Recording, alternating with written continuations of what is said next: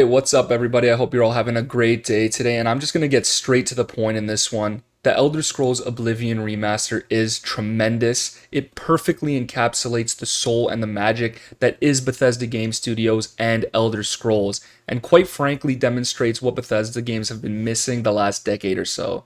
And that is not to diss any of the more recent BGS games like Starfield or Fallout 4, because I personally love both of those games and I've sunk hundreds of hours into both of those games. But I feel like most fans of Bethesda Game Studios games would probably tell you the same thing, that there's just something missing, and it's not really something you can explain or demonstrate. It just is missing that charm that you come to know with games like Skyrim, Fallout 3, even New Vegas, and now Oblivion for that matter as well.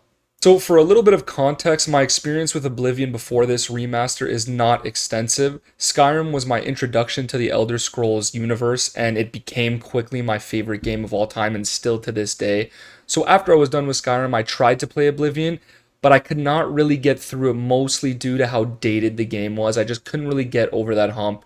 So, this game is perfect for people like me who love Skyrim and love other BGS games, but kind of miss the boat when it comes to games like Oblivion. So this remake is pretty much just '06 Oblivion with a handful of gameplay and physics tweaks, like hit reactions and stuff like that, but with an extreme graphical overhaul.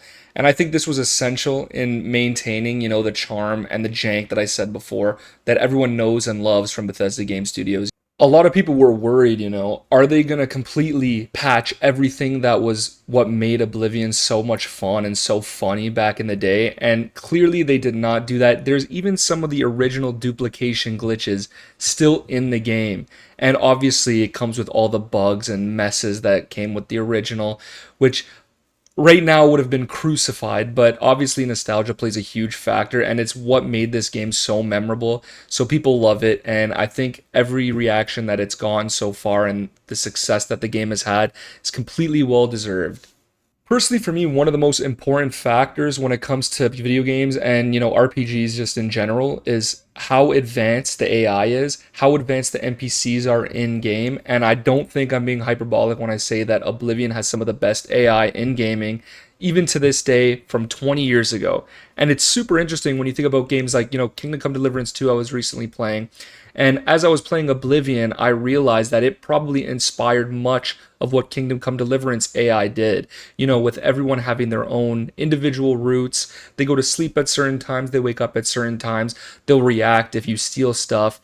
It's all very similar, and the inspiration is kind of right in your face. But because I never had a full experience with Oblivion, I didn't really even notice that until recently playing the remaster.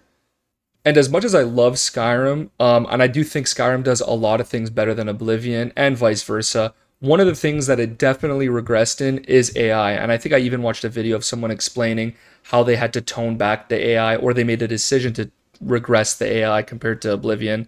And I think that's a huge mistake. I feel like this AI in Skyrim would have just made it even better than it already is. I don't think I'll ever really get tired of playing with the NPC AI interactions, like aggroing an ogre onto a bandit and just seeing the fight play out. Things that you just can't do in other games that is unique to games like Oblivion.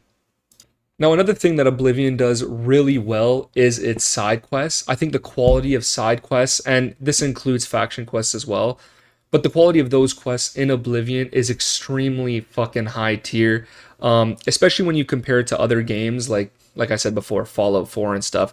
I think even it does it better than Skyrim in a lot of cases as well. And I really noticed this when playing the quest called Paranoia. It was one of the first side quests I did in my playthrough. And so in this quest, you go to Skingrad, which is an area of the game, and you'll end up getting introduced to a character called Galathier, who's an elf, and he asks you to do something for him, and you quickly realize he thinks people are watching him, and they have a conspiracy against him.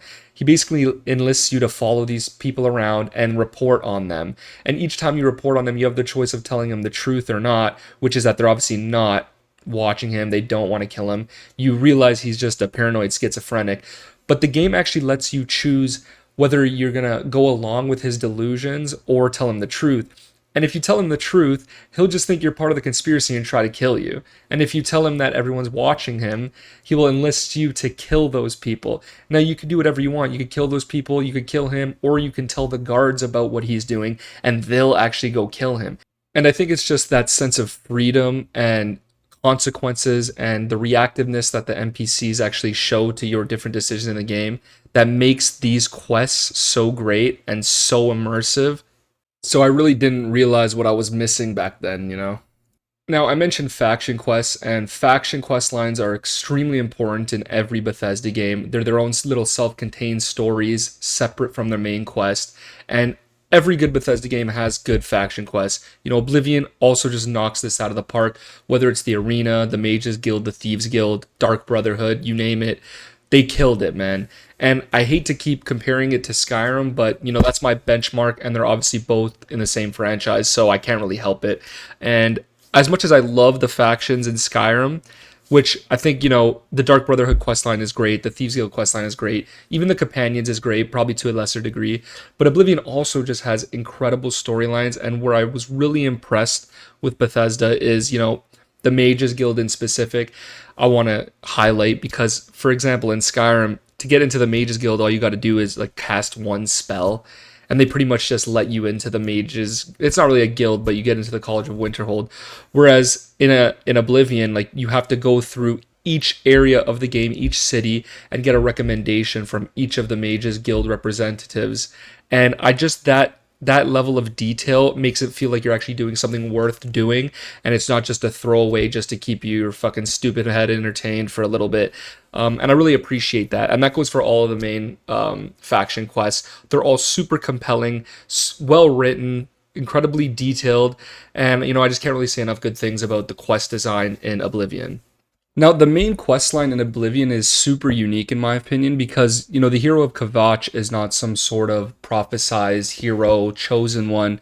He's basically just a normal prisoner that gets kind of thrust into this huge, expansive story, right? And you're kind of just like the side character aiding the main character, which is obviously Martin Septim. And the game basically highlights that throughout the story, right?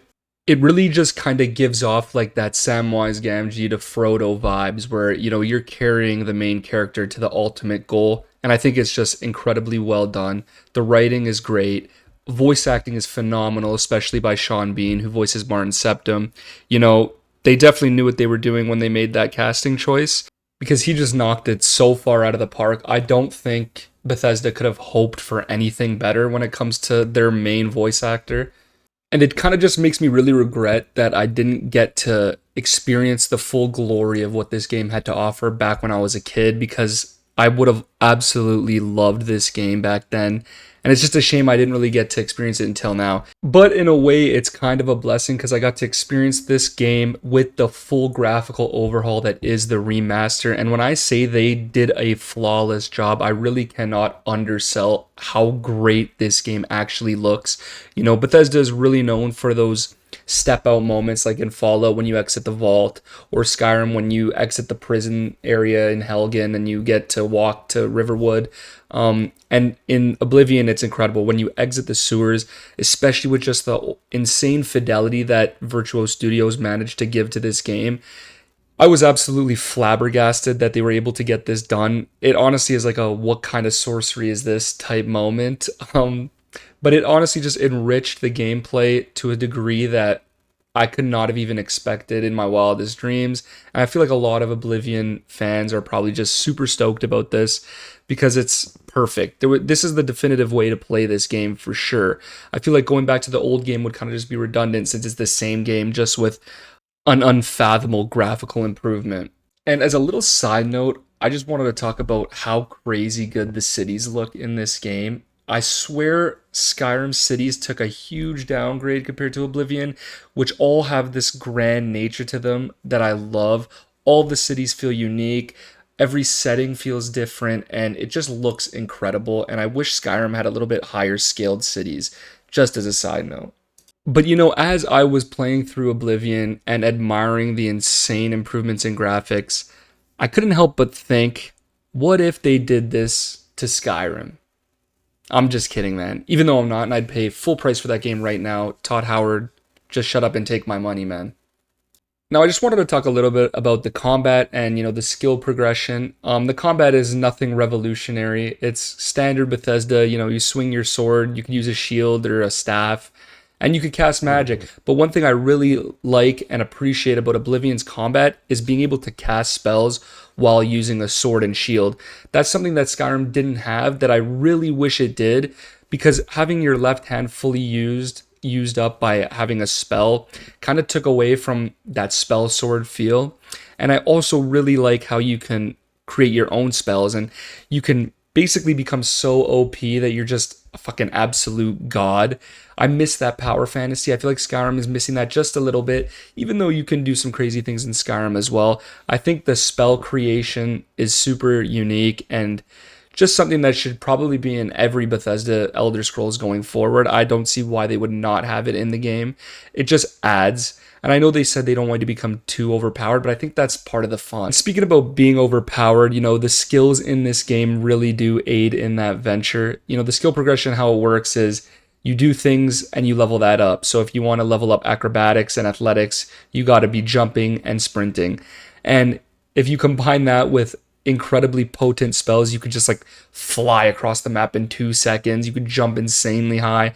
And I think that's just so fun and goofy, but it makes the game just that much more enjoyable. And I wish they brought that back in maybe a future Elder Scrolls. Maybe Elder Scrolls 6 reincorporates that. But it's not without its flaws. The progression system and having to actually do the skill a lot can become a bit tedious. Like, for example, when I was trying to level up marksmanship, it took me so long just to get to like level 40 marksmanship, even though I was doing it constantly. And I think that has something to do with how difficult it is for you to level up minor skills, because the way it's broken up between major and minor skills, your major skills will level up a little bit faster than your minor skills. But I didn't really like that because it just became way too tedious to the point where I was like, okay, like I'm not even going to bother trying to level up marksmanship if it's going to take this long. Let me stick to my major skills, which I guess the game is kind of trying to make you do that, I guess, in a way, and punish you for choosing certain major skills over other minor skills. But I just wish they made it a little bit easier. That's a little bit nitpicky, but I think that's a valid concern. Now, as much as I loved this game and as much as I have glazed it thus far in the video, there are some things I did not like in this game, and one of those is the cave designs. Now, at the beginning, it's not very noticeable. You're so immersed, you're not really noticing, you're just having fun.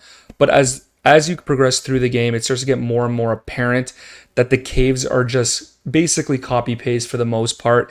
Not to mention they can get very mazy, which I guess is a good thing because they included a spell called clairvoyance, which kind of helps you find your way out of caves. But I feel like it just was a little bit repetitive and kind of got old a little bit fast. And I think the same criticism can be applied to the Oblivion plains and the Oblivion gates, because they're mostly just copy paste. There's a handful of designs, and every time you go into a gate, it's one of those 3 or 4 designs that you have to close the gate with.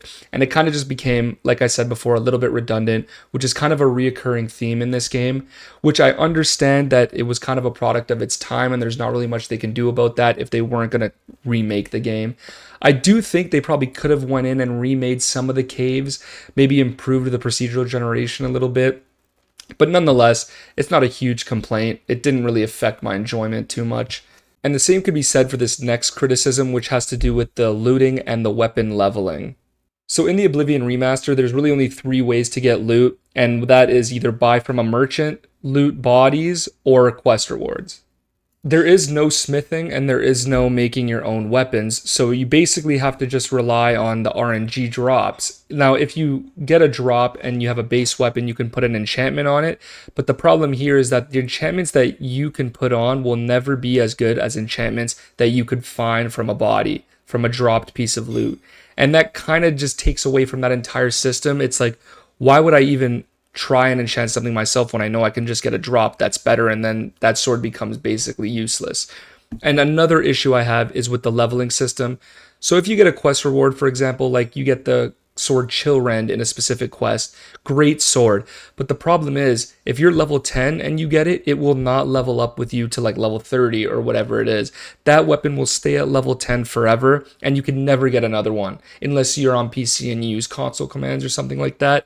And I think that's just a huge flaw with the game, because you want to keep using a sword, but there's no point if it's just going to be a lesser version of a sword you can acquire later. I don't know why that would be in the game. I think they could have added that in the remaster. Just add leveling. I feel like that would have been a really easy fix. But for whatever reason, they decided not to go with that. And I think that was a mistake. Alright, guys, that about wraps up my review of the Oblivion Remaster. Now, I would probably rate this game a 9 out of 10, even by today's standards. If this game came out in 2006, it'd be like a 14 out of 10. Great game. Obviously, a little bit dated, and you could see that because under the hood, it's the original game. However, I cannot recommend this enough. If you are a fan of Oblivion, if you're a fan of fantasy, download this game on Game Pass or buy it for $50. The price point is incredible for the value you're getting. And anyways, guys, like, comment, subscribe, tell me what you think about the game. Peace.